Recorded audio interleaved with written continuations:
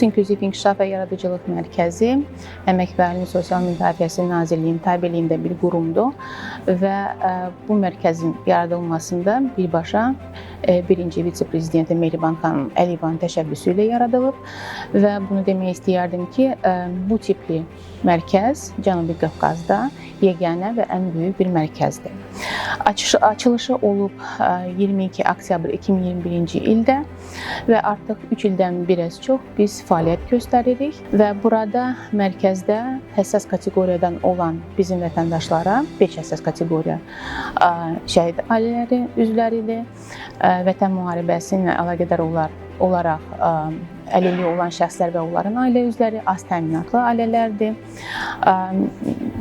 valideyni mərhum olmuş uşaqlar və əlbəttə ki, əlilliyi olan şəxslər özləri.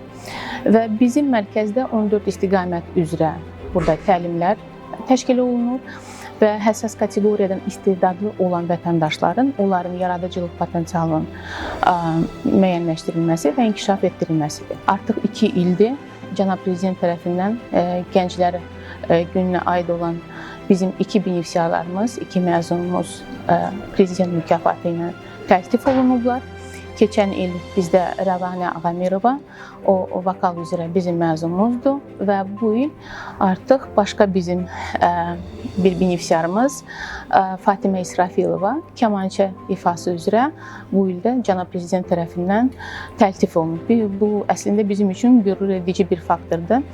Biz fəxr edirik bizim məzunlarla. Bizim mərkəzin yaradılması gözəl belə bir sosial layihə kimi dəyərləndirilə bilər. Çünki həssas kateqoriyadan insanlar üçün, əlbəttə ki, bilirsiniz, bəlkə də bir çətinliklər yaranır. Özlərini bu həyatda bir azından bildirməsi üçün, bir hansısa bir nailiyyətlərə əl atmaq üçün və bizim mərkəz bunun üçün gözəl bir nümunədir. Hətta bura gələn benefisiarlar artıq bu məkanı öz evi kimi, böyük bir ailə kimi dəyərləndirirlər. Burada özlərinə dost tapırlar, müxtəlif ümumiyyətlə proqramlarda, layihələrdə iştirak edirlər və böyük bir maraqla gəlirlər. Çünki bizim təlimlərin dövrləri 6 aydan 2 ilə kimidir və bu müddət ərzində əlbəttə ki, insanlar bir-birlərinə artıq dostlaşırlar. Bizə gəlsinlər, müraciət etsinlər və biz əlimizdən gələni çalışıb edəcəyik ki, onlara həyatda bir təkan verək, dəstək verək.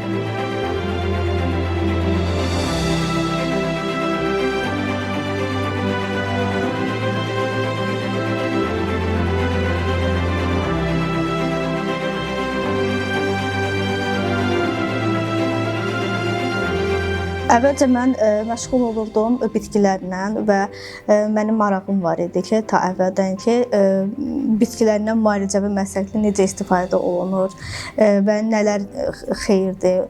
Və bundan sonra isə ümumiyyətlə təbiətdir, rəsmdir, mənim xoşuma gəlir və şəkil çəkmək isə mənim əvvəldən arzum olub. Əvvəllər mən şokolad korobkaları olurdu, onların üzərində şəkillər olurdu, onları A4 üzərində çəkirdim və evdəkilər də onu bəyənirdilər. Sonra mən bu bəyəni aldıqdan sonra isə daha da mənə stimul verdi və bildim ki, belə bir yer var, inklüziv var və bu da mənə uyğundur. Mən də müraciət elədim və şükür ki, qəbul oldum. Hal-hazırda da bitirməyimə az qalıb. Hal-hazırda kətan üzərində yağlı boyadır və yağlı boya ilə biz çəkdiyimiz rəsmdə necə işləmək lazımdır, müəllimə hal-hazırda mənə öyrədir və bu 2 məşğuliyyət üzrə hal-hazırda davam etdirəcəm və gələcəkdə isə bu məşğuliyyətimi daha da təkmilləşdirmək istəyirəm.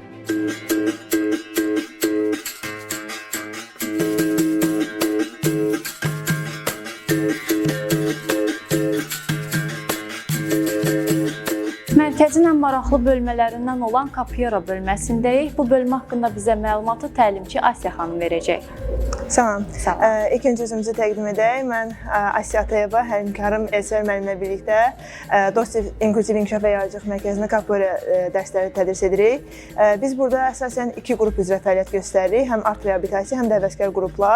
Art reabilitasiyada bizim inklüziv şəxslər Kapiyara dərsləri alır. Onların həm cəmiyyətə inteqrasiyasını təmin edirik, sosiallaşmasını təmin edirik Kapiyara dərsləri vasitəsilə. Həvəskar qrupda isə bizim gördüyünüz bu nailiyyətlər bizim həvəskar qrupda məşq edən gələn benefisiarlarımızın nailiyyətləridir. Biz onlara Azərbaycan Kapoeira Federasiyasının təşkil etdiyi yarışlara hazırlayırıq və orada yetəri qədər nailiyyət əldə etmişik. Biz art reabilitasiya qrupunda daha çox oyun tipli, kapoeiranın oyun tipli olan məşqlərini tədris edirik. Bu onların həm məşq prosesinə, adaptasiyasını sürətləndirir, həm də yeni dostluqların əldə etməsini təmin edirik bu vasitə ilə. Həvəskar qrupda da qeyd etdiyim kimi biz onlara kapoeiranın daha çətin hərəkətlərini öyrətməyə çalışırıq. Çünki onlar yarış fəaliyyətlərində iştirak edirlər və bizim mərkəzimizi təmsil edirlər. Hal-hazırda Azərbaycan Kapoeira Federasiyası ilə bərabər yeni bir layihəyə start vermişik. Kapoeira Ümid Yarad layihəsinə.